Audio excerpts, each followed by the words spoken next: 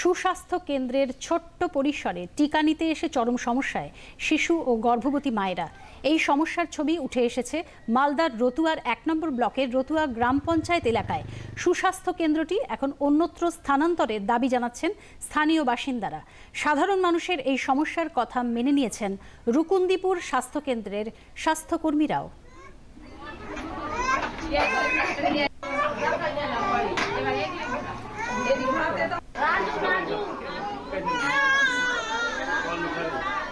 বসার তো কোনো ব্যবস্থাই নেই, জল পড়ছে, বাথরুমের অবস্থাও খুব জঘন্য।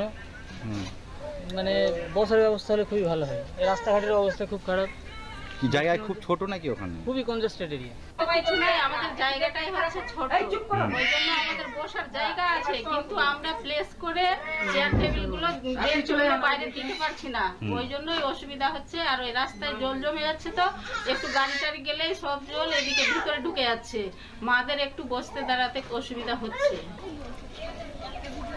সমস্যা সমাধানে প্রয়োজনীয় উদ্যোগ নেওয়ার আশ্বাস দিয়েছেন রতুয়া ১ নম্বর ব্লক স্বাস্থ্য আধিকারিক রাকেশ কুমার। এরকম তো এখন আমাদের কাছে তো রিটার্ন কমপ্লেন তো আসেনি কি এরকম সমস্যা হচ্ছে।